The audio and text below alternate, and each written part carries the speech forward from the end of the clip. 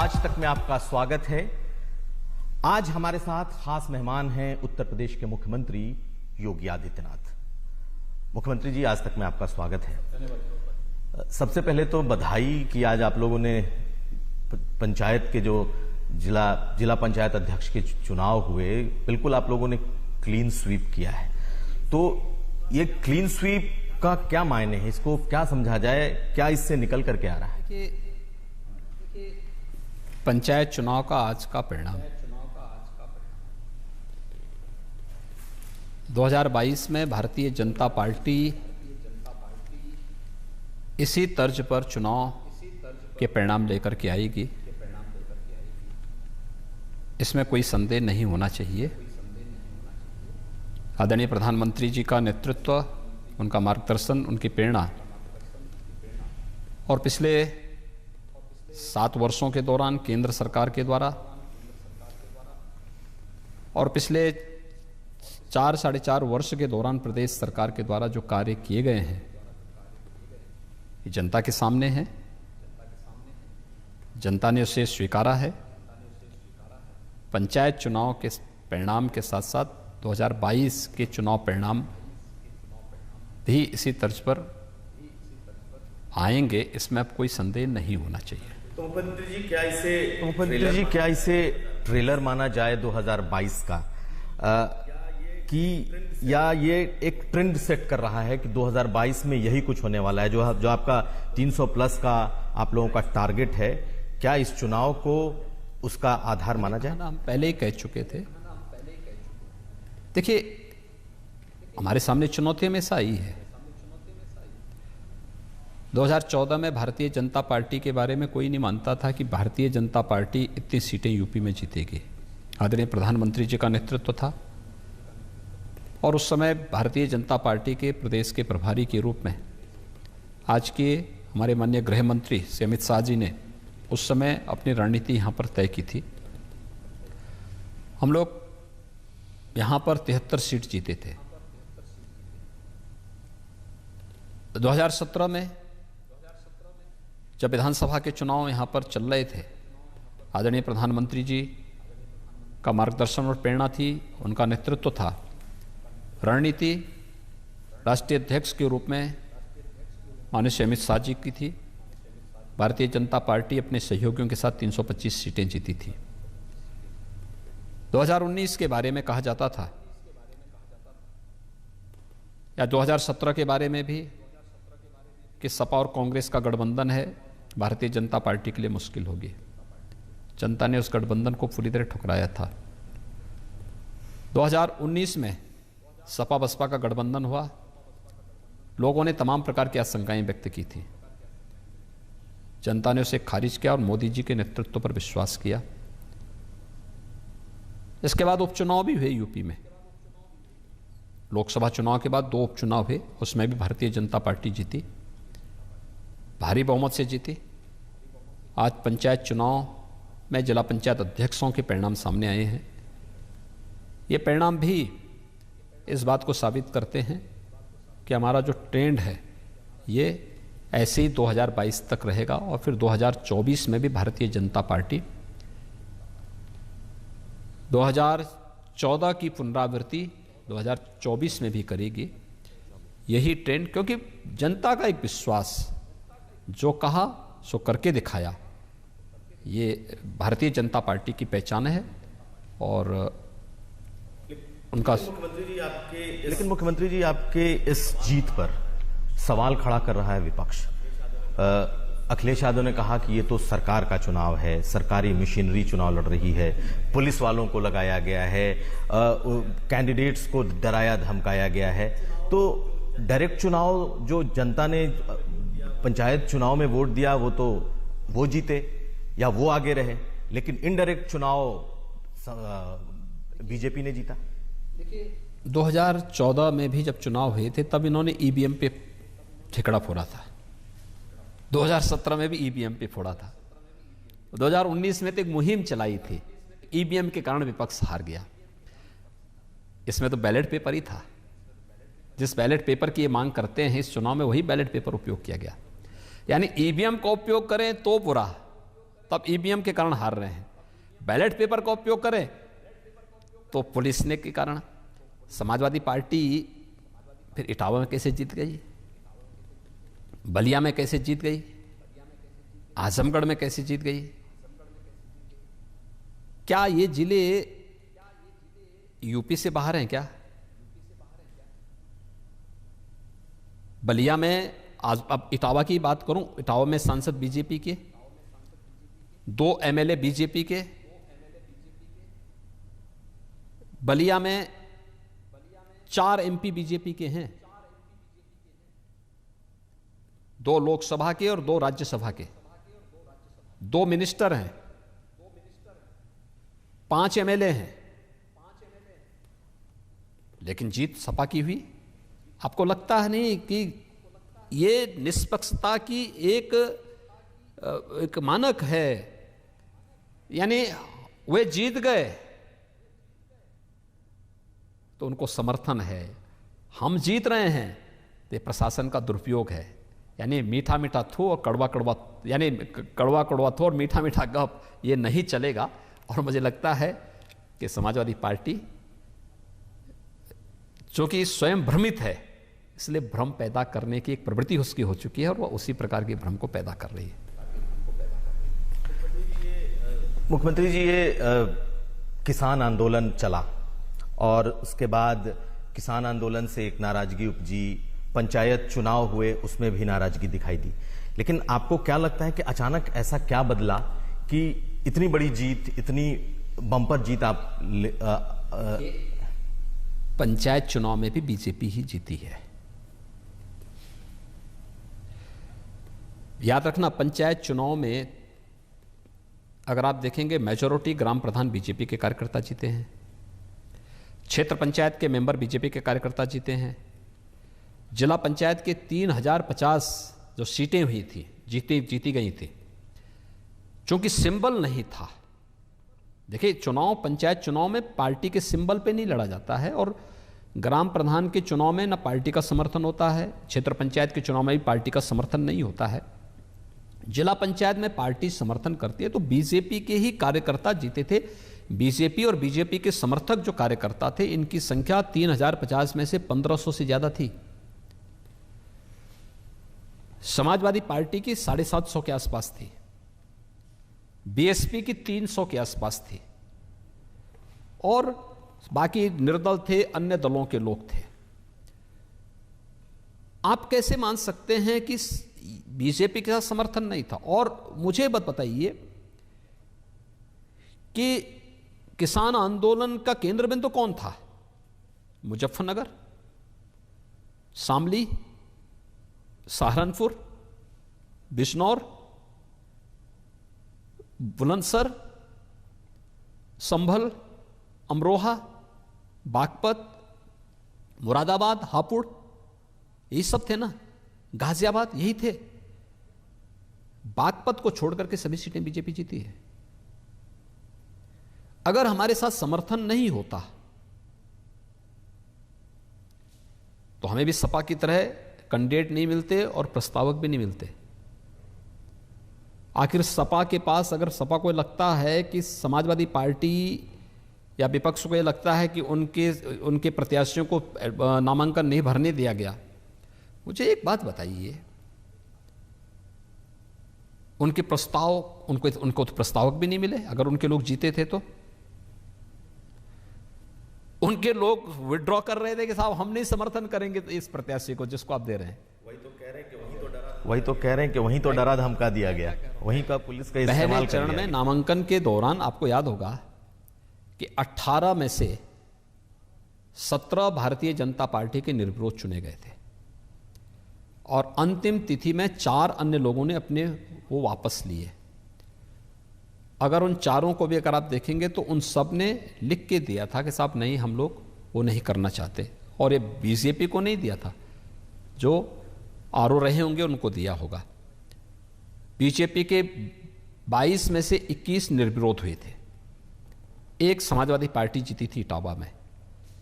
जहां बीजेपी के सांसद हों, विधायक हों, क्या वहां पे समाजवादी पार्टी निर्विरोध जीत सकती है? ये चुनाव की निष्पक्षता की एक कसौटी थी अगर भारतीय जनता पार्टी के पास वहां समर्थन नहीं है और सदस्यगण चाहते हैं कि नहीं फलाना प्रत्याशी वो किसी भी पार्टी का निर्विरोध चुना जाना चाहिए, वो चुने अपना। अगर हम लोग कानपुर में जीत सकते हैं, आगरा में जीत सकते हैं, मथुरा में जीत सकते हैं, तो इटावा में भी जीत सकते थे। क्योंकि चुनाव जब हम लोग, हमारा सांसद इटावा में जीता गया तो कहा गया कि साहब ये तो ईवीएम में गड़बड़ी कर दी गई। और जब उनका जीत रहा है पंचायत चुनाव में तो उनकी ताकत हो गई, उनकी लोकप्रियता हो गई। और अगर बीजेपी जीत रही है तो ये प्रशासन का दुरुपयोग हो गया, ये नहीं चलेगा।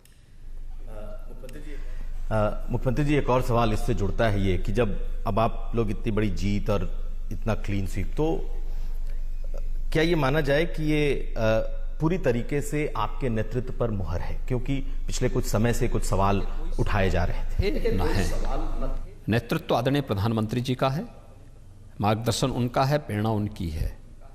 और भारतीय जनता पार्टी उनके प्रेरणा और मार्गदर्शन में पूरे देश के अंदर कार्य कर रही है। उत्तर प्रदेश में भी हम प्रधानमंत्री जी के मार्गदर्शन में, राष्ट्रीय अध्यक्ष जी के नेतृत्व में काम कर रहे हैं और आगे भी भारतीय जनता पार्टी उसी मार्ग पर चलेगी। इसी से जुड़ा एक और सीधा सवाल है कि क्या मुख्यमंत्री योगी आदित्यनाथ 2022 में भी उत्तर प्रदेश में मुख्यमंत्री का चेहरा होंगे? क्या 2022 आप जीतेंगे तो आप मुख्यमंत्री होंगे? देखिए, भारतीय जनता पार्टी की ही सरकार यूपी के अंदर बनेगी, मैं इस बात की गारंटी आपको दे सकता हूं। और भारतीय जनता पार्टी प्रदेश के अंदर सरकार अवश्य बनाएगी। मुख्यमंत्री जी, मैं आपको दूसरे सवाल पे ले चलता हूं। उत्तर प्रदेश में इस समय जो राजनीतिक हालात हैं, सारे जो विपक्ष हैं वो कहीं ना कहीं एक होने की कोशिश कर रहे हैं। अखिलेश यादव छोटे छोटे दलों के साथ जुड़ने की कोशिश कर रहे हैं। आज बकायदा संजय सिंह के साथ भी उनकी मुलाकात हुई और ये भी मना नहीं हुआ कि शायद वो साथ ना आएंगे, हो सकता है आ भी जाएं। आप इन गठबंधनों को किस तरीके से देख रहे हैं? क्या आपके लिए ये चुनौती है? क्योंकि कहा यह भी जा रहा है कि प्रियंका गांधी भी आएंगी, वो भी कैंप करेंगी। देखिए, हर दल को अपना गठबंधन करने का अधिकार है और उसमें हम कौन होते हैं उनको रोकने वाले? उनको पसंद है वो अपना करें। उन्होंने 2017 में भी गठबंधन किया था, 2019 में भी गठबंधन किया था।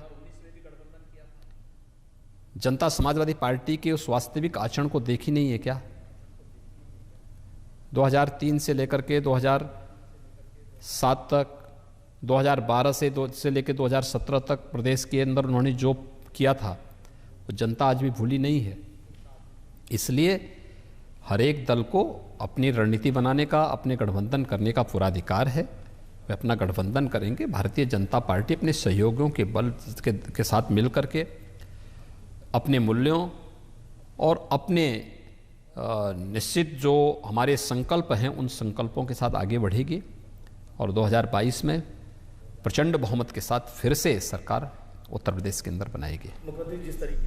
मुख्यमंत्री, जिस तरीके से बंगाल के चुनाव हुए, बंगाल के चुनाव में बीजेपी ने बहुत मेहनत की, बहुत हाइप क्रिएट हुई, लेकिन एकदम से कांग्रेस और लेफ्ट साफ हो गई। तो आपको लगता है क्या कि अखिलेश यादव बड़ी चुनौती आपके लिए हो सकते हैं? समाजवादी पार्टी ऐसी चुनौती हो सकती है? आपके खिलाफ सारा जो वोट है वो एक तरफा हो सकता है? बंगाल में भारतीय जनता पार्टी 3 से बढ़कर के 77 तक पहुंची है।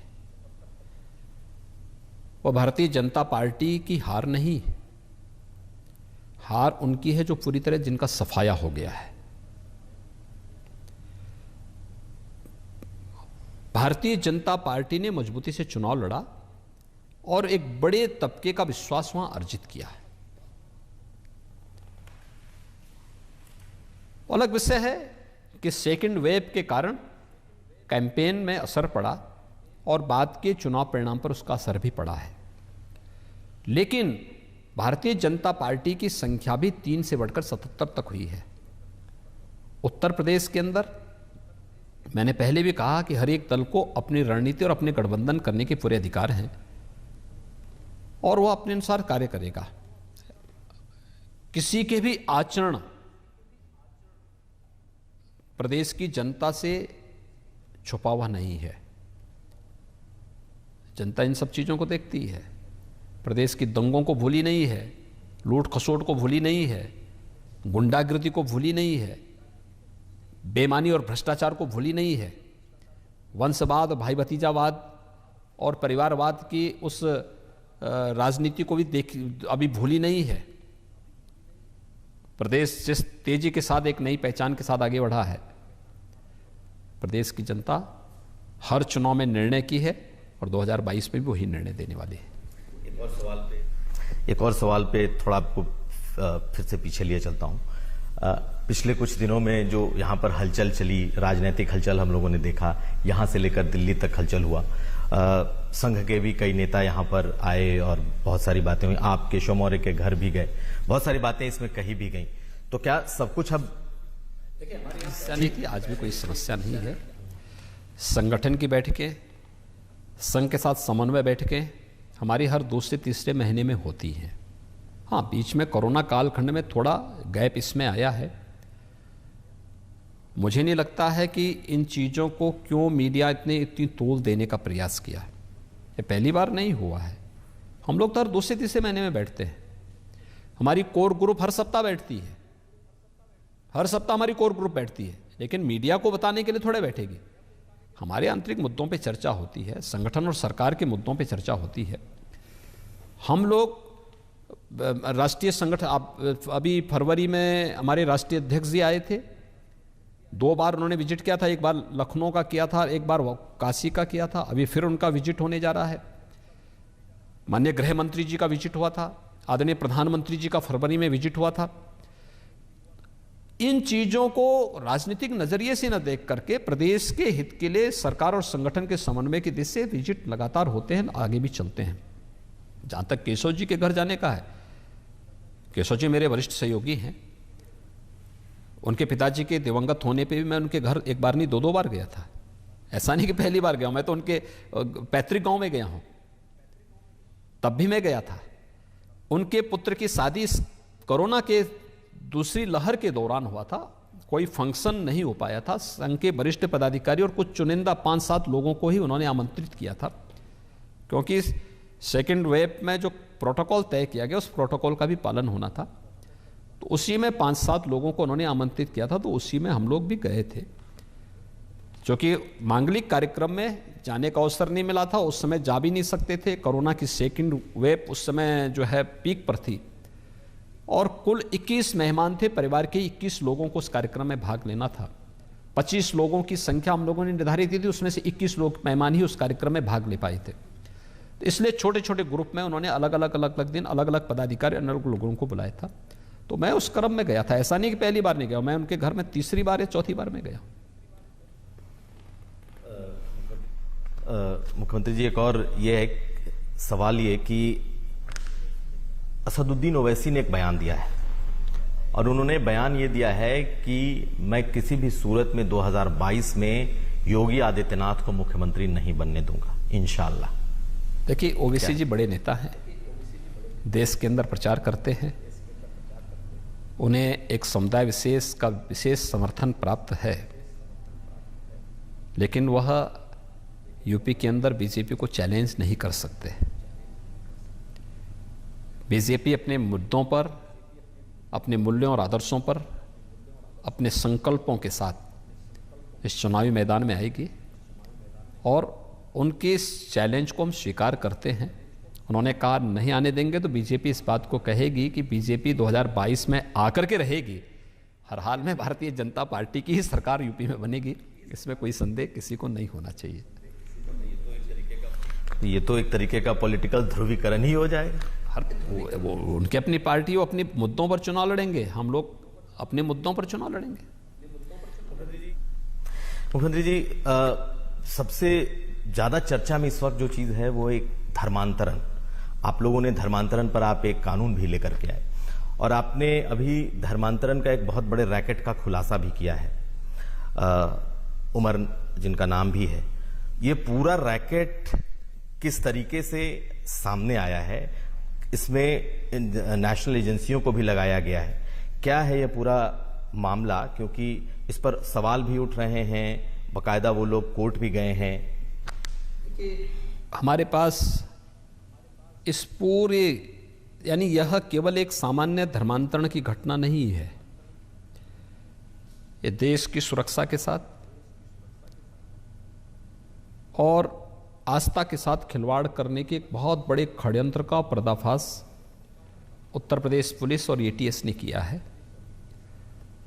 हमारे यहाँ पे एक बहुत बड़ी टीम लगी हुई इस पूरे षड्यंत्र का पर्दाफाश करने के लिए। हमारे पास पूरे तथ्य हैं, प्रतिबंधित संगठनों का पैसा, हवाला के माध्यम से मिले हुए पैसे, जिस ग्रुप को इन्होंने टारगेट किया है और उसके माध्यम से कैसे परिवारों के अंदर घुसपैठ करना है, कैसे सुसाइड स्क्वाड गठित करके फिर वीवीआईपी और महत्वपूर्ण केंद्रों को निशाना बनाना है, ये सब चीज़ें उसके वार्ड में, ये सभी चीज़ें उसके सामने आ गई हैं।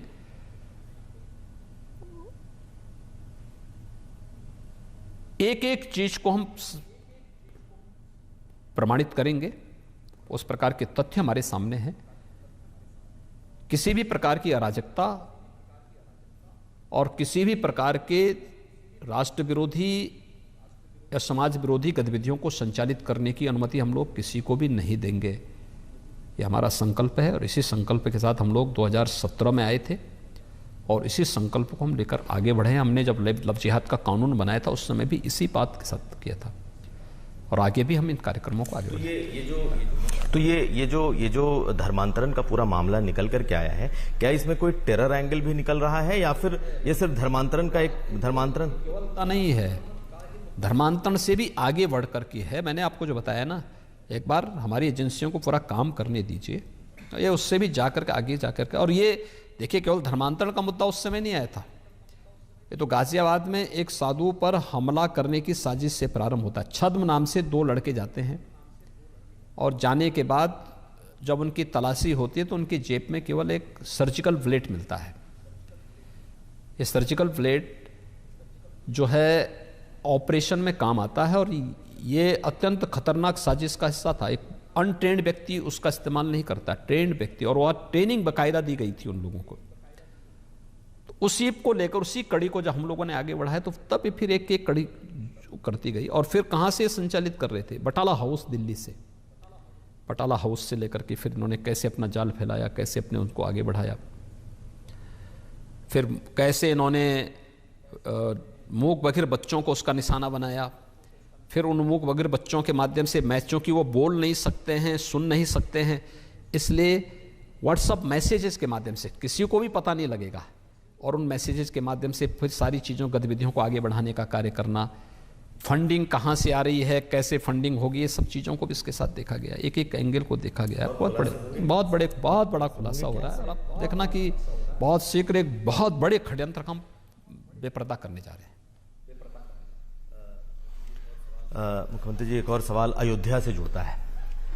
अयोध्या में भव्य राम मंदिर बन रहा है, सारी दुनिया देख रही है, लेकिन हाल के दिनों में ट्रस्ट ने कुछ जो जमीनें खरीदी उसे लेकर के बहुत विवाद हुआ। पॉलिटिकल पार्टियों ने तो उसमें चंदा चोर जैसी बातें कह दी, कहा गया कि ट्रस्ट ने कम पैसे की जमीन ज्यादा में खरीदी। तो आपके संज्ञान में भी ये चीजें आई होंगी, आपने इसकी सत्यता कल ट्रस्ट के पदाधिकारियों ने सारी चीजों को बहुत क्लियर कर दिया है, एक एक तथ्यों को उजागर कर दिया, उसको सामने रख दिया है। मुझे लगता है उसके बाद कोई भी गुंजाइश नहीं बचती है इस पर कहने की। ये विपक्ष की एक आदत का हिस्सा है हिंदू आस्था के साथ खिलवाड़ करना। याद करिए 1947 के बाद से जिन्होंने राम जन्मभूमि मंदिर से संबंधित विवाद को कभी हल नहीं होने दिया, वे लगातार इस बात का प्रयास करते रहे कि हमेशा विवाद ही बना रहे, वे लगातार इस प्रयास में रहे। आदरणीय प्रधानमंत्री जी के नेतृत्व में जो प्रयास प्रारंभ हुए, आज जब राम जन्मभूमि मंदिर निर्माण का कार्य तेजी के साथ प्रारंभ हुआ है तो ये सभी चेहरे बेनकाब हो गए थे। अब उनको कुछ तो मुद्दा चाहिए था। हम मानते हैं प्रक्रियागत कुछ त्रुटियां हो सकती हैं, लेकिन घोटाला उसको आप नहीं कह सकते। देखिए, जमीन खरीद फरोख्त के दो तरीके होते हैं। एक आप सर्किल रेट से लेंगे, एक मार्केटिंग रेट से लेंगे। नगरीय क्षेत्रों में दोनों चीजें एक साथ चलती हैं। आप जिसको सुविधा हो उसके अनुसार जाता है, रजिस्ट्री कार्यालय में जाकर के अपना वो करा लेता है। जिन लोगों को ब्लैक में लेना होता है तो वे लोग क्या करते हैं कि चूंकि स्टैंप ड्यूटी ना देना पड़े, इसलिए वहां का जो सर्किल रेट होता है, सर्किल रेट कम होता है तो सर्किल रेट से रजिस्ट्री अपनी करा लेते हैं, बाकी नंबर 2 का पैसा देते हैं। ट्रस्ट ने पूरा पैसा उनको चूंकि भुगतान किया, इसलिए ट्रस्ट ने मार्केट रेट से काफी कम दाम पर, मार्केट रेट पे अगर आप देखेंगे तो मार्केट रेट से काफी कम दाम पर उस लैंड को खरीदा है। और कल ट्रस्ट ने एक एक चीज को, एक एक तथ्य को सबके सामने प्रस्तुत कर दिया है। मुझे नहीं लगता कि इसके बाद अब कुछ भी बोलने की गुंजाइश रह जाती है।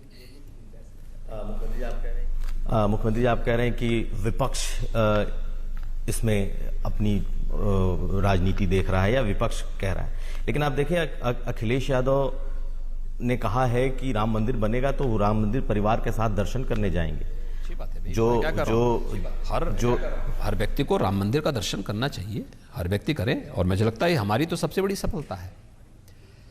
जो लोग राम को काल्पनिक कहते थे, मर्यादा पुरुषोत्तम भगवान राम के बारे में अनर्गल टिप्पणी करते थे, राम के नाम से ही जिनको चिढ़ थी, आज वे भगवान राम का दर्शन करने चाहते हैं या भगवान राम मंदिर मरने के बाद परिवार के साथ जाना चाहेंगे तो स्वागत है। हर एक व्यक्ति को जाने का अधिकार है, हम किसी को नहीं रोकते। और ये हमारी वैचारिक विजय है। हम यही तो कह रहे थे 1990 के दशक में कि रामलला हम आएंगे, मंदिर वहीं बनाएंगे। हमने जो कहा वो करके दिखाया। आप वैचारिक विजय मानते हैं? और ये हमारी वैचारिक विजय है कि आज उन्हीं के बैनर पोस्टर में हरे रामा हरे कृष्णा लिखे जाते हैं। ये स्लोगन ये बताता है कि अंततः उन्होंने हमारी वैचारिक प्रतिबद्धता के साथ जुड़ करके उसको स्वीकार किया है। तो ये आप जीत मानते हैं अपने इतने वक्त, इतने ये समय हमारी पूरी तरह जीत है और ये जीत की ओर अग्रसर होने का भी संकेत है।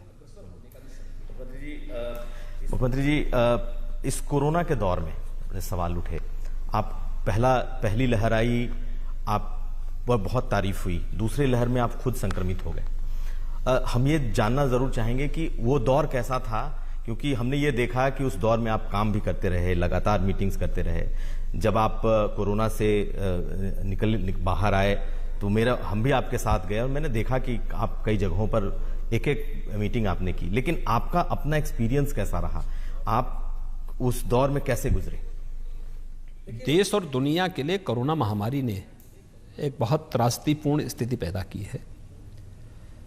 हमें इस बात को स्वीकार करना होगा कि ये स्थितियां सामान्य नहीं थी, असामान्य स्थितियां थी। हमें महामारी और एक सामान्य बीमारी में अंतर महसूस करना होगा। दुर्भाग्य है कि हम लोगों ने एक महामारी को एक सामान्य फ्लू के रूप में लिया और तमाम जिम्मेदार संस्थाओं ने गैर जिम्मेदाराना हरकतें की। विपक्ष हो और अन्य तमाम संस्थाओं ने स्थिति को पैनिक बनाने का प्रयास किया, लोगों में भय पैदा करने का प्रयास किया। मुझे लगता है कि वो स्थिति ठीक नहीं थी और इसीलिए हम तो आभारी हैं प्रधानमंत्री जी के कि जिनके मार्गदर्शन में, जिनके नेतृत्व में देश कोरोना के खिलाफ मजबूती से लड़ रहा है और दुनिया के किसी भी विकसित देश की तुलना में भारत ने बेहतर परिणाम देने का प्रयास किया, एक एक नागरिक के हितों को संरक्षित करने का प्रयास किया। लेकिन विपक्ष की जो का रोल रहा है, जितना नकारात्मक रहा है, जितना गैर जिम्मेदाराना रहा है, मुझे लगता है कि जनता उन्हें कभी माफ नहीं करेगी। वैक्सीन को लेकर कह रहे हैं, ये किसी भी मुद्दे को लेकर के कोरोना के दौरान अफवाह पैदा करना, भ्रम की स्थिति पैदा करना, वैक्सीन को लेकर के भी जिस प्रकार की भ्रामक दुष्प्रचार उनके द्वारा किया गया, इस सभी को लेकर के कभी उन्हें माफ नहीं किया जाएगा। मुख्यमंत्री जी से जुड़ता एक और सवाल ये है कि उस दौर में जब ये कोरोना बहुत अपने भयावह दौर में था, तो ये भी कहा गया कि जो डेथ का आंकड़ा है उसको फर्ज किया गया, या जिस तरीके से गंगा में या फिर ये जो प्रयागराज के किनारे दफन डेड बॉडीज मिले, उस पर भी बहुत सारी बातें कही गई, सवाल उठाए गए कि पांव नहीं होते। और हम लोगों ने जो कहा उसको आखिर मीडिया के ही कुछ ग्रुप ने स्वयं साबित भी किया।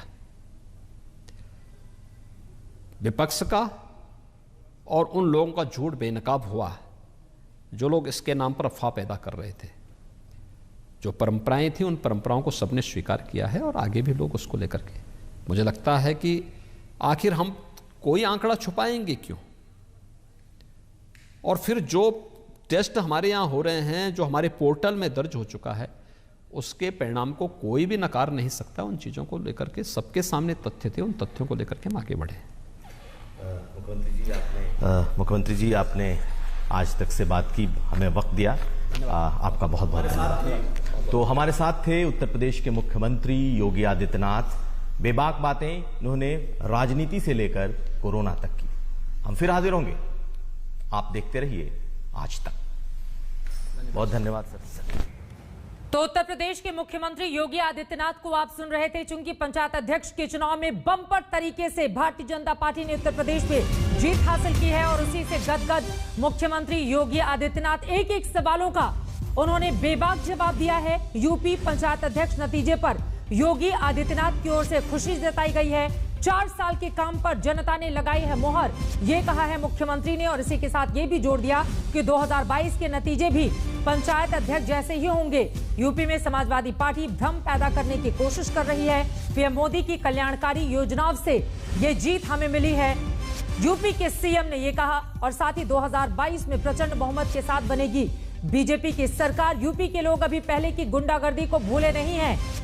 हर दल को गठबंधन और रणनीति का अधिकार है, ये भी कहा है मुख्यमंत्री ने। और सिर्फ 2022 की ही जीत का जिक्र नहीं किया, आगे 2024 तक वो पहुंच गए और कहा 2014 जैसी जीत 2024 में भी बीजेपी सुनिश्चित करेगी। यकीनन आज का दिन भारतीय जनता पार्टी के लिए काफी बड़ा, क्योंकि 6 से 8 महीने के भीतर उत्तर प्रदेश में विधानसभा के इलेक्शन होने हैं। और उसके ठीक पहले जिस अग्नि परीक्षा का जिक्र बार बार किया जा रहा था, लेकिन पंचायत अध्यक्ष के चुनाव ने यहां पर बीजेपी को झूमने के लिए यकीनन इस तरह का माहौल बना दिया है। इसी विषय पर योगी आदित्यनाथ आज खुलकर बोले। उन्होंने केशव प्रसाद मौर्य को बताया वो मेरे वरिष्ठ सहयोगी हैं, क्योंकि हाल के दिनों में केशव मौर्य के साथ विवाद की बातें भी लगातार सुर्खियां बटोर रही थी। यूपी में बीजेपी को चैलेंज नहीं कर सकते हैं असदुद्दीन ओवैसी। AIMIM के मुखिया को उन्होंने सीधे सीधे कहा कि उनकी हर चुनौती को हम स्वीकार करते हैं। एक बार फिर से आपको सुनाते हैं उत्तर प्रदेश के मुख्यमंत्री योगी आदित्यनाथ ने आज तक से एक्सक्लूसिव बातचीत में कौन कौन सी बड़ी बातें कही हैं, देखिए। आज तक में आपका स्वागत है। आज हमारे साथ खास मेहमान हैं उत्तर प्रदेश के मुख्यमंत्री योगी आदित्यनाथ। मुख्यमंत्री जी, आज तक में आपका स्वागत है।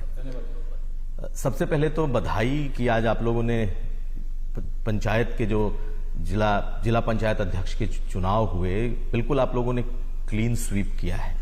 तो ये क्लीन स्वीप का क्या मायने है, इसको क्या समझा जाए, क्या इससे निकल करके आ रहा है? कि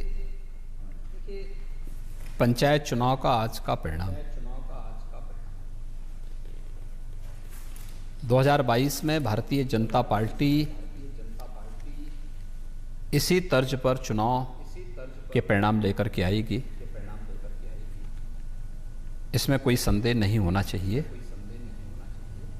आदरणीय प्रधानमंत्री जी का नेतृत्व, उनका मार्गदर्शन, उनकी प्रेरणा और पिछले 7 वर्षों के दौरान केंद्र सरकार के द्वारा और पिछले 4 साढ़े 4 वर्ष के दौरान प्रदेश सरकार के द्वारा जो कार्य किए गए हैं, ये जनता के सामने है। जनता ने उसे स्वीकारा है। पंचायत चुनाव के परिणाम के साथ साथ 2022 के चुनाव परिणाम भी इसी तर्ज पर आएंगे, इसमें अब कोई संदेह नहीं होना चाहिए। तो मुख्यमंत्री जी, क्या इसे ट्रेलर माना जाए 2022 का, कि या ये एक ट्रेंड सेट कर रहा है कि 2022 में यही कुछ होने वाला है? जो आपका 300 प्लस का आप लोगों का टारगेट है, क्या इस चुनाव को उसका आधार माना जाए? हम पहले ही कह चुके थे। देखिए, हमारे सामने चुनौती हमेशा आई है। 2014 में भारतीय जनता पार्टी के बारे में कोई नहीं मानता था कि भारतीय जनता पार्टी इतनी सीटें यूपी में जीतेगी। आदरणीय प्रधानमंत्री जी का नेतृत्व था और उस समय भारतीय जनता पार्टी के प्रदेश के प्रभारी के रूप में आज के हमारे माननीय गृह मंत्री श्री अमित शाह जी ने उस समय अपनी रणनीति यहाँ पर तय की थी। हम लोग यहाँ पर 73 सीट जीते थे। 2017 में जब विधानसभा के चुनाव यहाँ पर चल रहे थे, आदरणीय प्रधानमंत्री जी का मार्गदर्शन और प्रेरणा थी, उनका नेतृत्व था। रणनीति राष्ट्रीय अध्यक्ष के रूप में माननीय श्री अमित शाह जी की थी। भारतीय जनता पार्टी अपने सहयोगियों के साथ 325 सीटें जीती थी।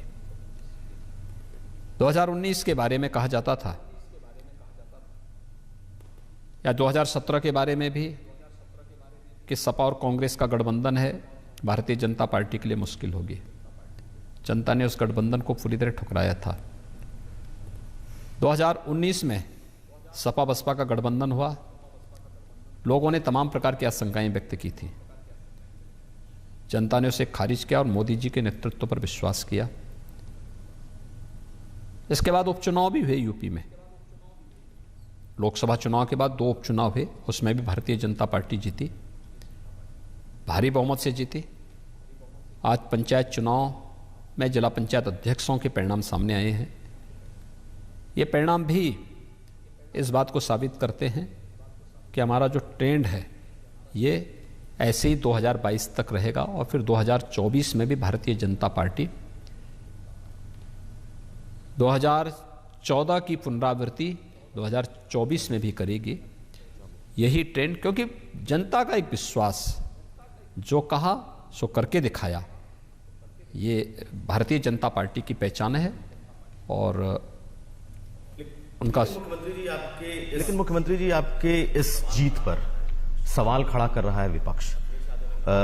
अखिलेश यादव ने कहा कि ये तो सरकार का चुनाव है, सरकारी मशीनरी चुनाव लड़ रही है, पुलिस वालों को लगाया गया है, कैंडिडेट्स को डराया धमकाया गया है।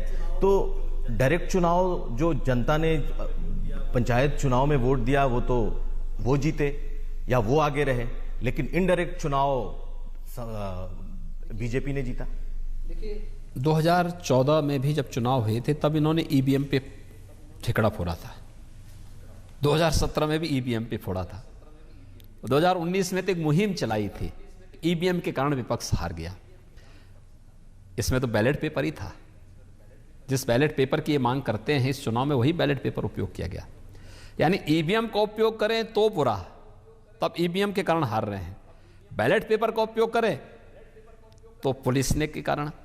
समाजवादी पार्टी फिर इटावा में कैसे जीत गई, बलिया में कैसे जीत गई, आजमगढ़ में कैसे जीत गई? क्या ये जिले यूपी से बाहर हैं क्या? बलिया में आज, अब इटावा की बात करूं, इटावा में सांसद बीजेपी के, 2 एमएलए बीजेपी के, बलिया में 4 एमपी बीजेपी के हैं, 2 लोकसभा के और 2 राज्यसभा के, 2 मिनिस्टर हैं, 5 एमएलए हैं, लेकिन जीत सपा की हुई। आपको लगता है नहीं कि ये निष्पक्षता की एक मानक है? यानी वे जीत गए तो उनको समर्थन है, हम जीत रहे हैं तो ये प्रशासन का दुरुपयोग है। यानी मीठा मीठा थू और कड़वा कड़वा, यानी कड़वा कड़वा थू और मीठा मीठा गप, ये नहीं चलेगा। और मुझे लगता है कि समाजवादी पार्टी जो कि स्वयं भ्रमित है, इसलिए भ्रम पैदा करने की एक प्रवृत्ति उसकी हो चुकी है और वह उसी प्रकार के भ्रम को पैदा कर रही है। मुख्यमंत्री जी, ये किसान आंदोलन चला और उसके बाद किसान आंदोलन से एक नाराजगी उपजी, पंचायत चुनाव हुए उसमें भी नाराजगी दिखाई दी। लेकिन आपको क्या लगता है कि अचानक ऐसा क्या बदला कि इतनी बड़ी जीत, इतनी बम्पर जीत आप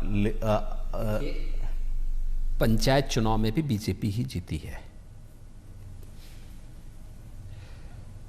याद रखना, पंचायत चुनाव में अगर आप देखेंगे मेजॉरिटी ग्राम प्रधान बीजेपी के कार्यकर्ता जीते हैं, क्षेत्र पंचायत के मेंबर बीजेपी के कार्यकर्ता जीते हैं, जिला पंचायत के 3050 जो सीटें हुई थी जीती गई थी, क्योंकि सिंबल नहीं था। देखिए, चुनाव, पंचायत चुनाव में पार्टी के सिंबल पे नहीं लड़ा जाता है, और ग्राम प्रधान के चुनाव में ना पार्टी का समर्थन होता है, क्षेत्र पंचायत के चुनाव में भी पार्टी का समर्थन नहीं होता है। जिला पंचायत में पार्टी समर्थन करती है, तो बीजेपी के ही कार्यकर्ता जीते थे। बीजेपी और बीजेपी के समर्थक जो कार्यकर्ता थे, इनकी संख्या 3050 में से 1500 से ज्यादा थी। समाजवादी पार्टी की 750 के आसपास थी, बीएसपी की 300 के आसपास थी, और बाकी निर्दल थे, अन्य दलों के लोग थे। आप कैसे मान सकते हैं कि बीजेपी के साथ समर्थन नहीं था? और मुझे बताइए कि किसान आंदोलन का केंद्र बिंदु कौन था? मुजफ्फरनगर, शामली, सहारनपुर, बिजनौर, बुलंदशहर, संभल, अमरोहा, बागपत, मुरादाबाद, हापुड़, यही सब थे ना, गाजियाबाद, यही थे। बागपत को छोड़कर के सभी सीटें बीजेपी जीती है। अगर हमारे साथ समर्थन नहीं होता तो हमें भी सपा की तरह कैंडिडेट नहीं मिलते और प्रस्तावक भी नहीं मिलते। आखिर सपा के पास, अगर सपा को लगता है कि समाजवादी पार्टी या विपक्ष को यह लगता है कि उनके प्रत्याशियों को नामांकन नहीं भरने दिया गया, मुझे एक बात बताइए, उनके प्रस्ताव, उनको तो प्रस्तावक भी नहीं मिले। अगर उनके लोग जीते थे तो उनके लोग विड्रॉ कर रहे थे कि साहब हम नहीं समर्थन करेंगे इस प्रत्याशी को जिसको आप दे रहे हैं। वही तो कह रहे हैं कि वहीं तो डरा धमका दिया गया, वहीं का पुलिस का इस्तेमाल पहले चरण में नामांकन के दौरान आपको याद होगा कि 18 में से 17 भारतीय जनता पार्टी के निर्विरोध चुने गए थे, और अंतिम तिथि में 4 अन्य लोगों ने अपने वो वापस लिए। अगर उन चारों को भी अगर आप देखेंगे तो उन सब ने लिख के दिया था कि साहब नहीं, हम लोग वो नहीं करना चाहते, और ये बीजेपी को नहीं दिया था, जो आरओ रहे होंगे उनको दिया होगा। बीजेपी के 22 में से 21 निर्विरोध हुए थे। एक समाजवादी पार्टी जीती थी इटावा में। जहां बीजेपी के सांसद हों, विधायक हों, क्या वहां पे समाजवादी पार्टी निर्विरोध जीत सकती है? ये चुनाव की निष्पक्षता की एक कसौटी थी। अगर भारतीय जनता पार्टी के पास वहां समर्थन नहीं है और सदस्यगण चाहते हैं कि नहीं, फलाना प्रत्याशी वो किसी भी पार्टी का निर्विरोध चुना जाना चाहिए, वो चुने अपना। अगर हम लोग कानपुर में जीत सकते हैं, आगरा में जीत सकते हैं, मथुरा में जीत सकते हैं, तो इटावा में भी जीत सकते थे। क्योंकि चुनाव, जब हम लोग, हमारा सांसद इटावा में जीता गया तो कहा गया कि साहब ये तो ईवीएम में गड़बड़ी कर दी गई, और जब उनका जीत रहा है पंचायत चुनाव में तो उनकी ताकत हो गई, उनकी लोकप्रियता हो गई। और अगर बीजेपी जीत रही है तो ये प्रशासन का दुरुपयोग हो गया, ये नहीं चलेगा।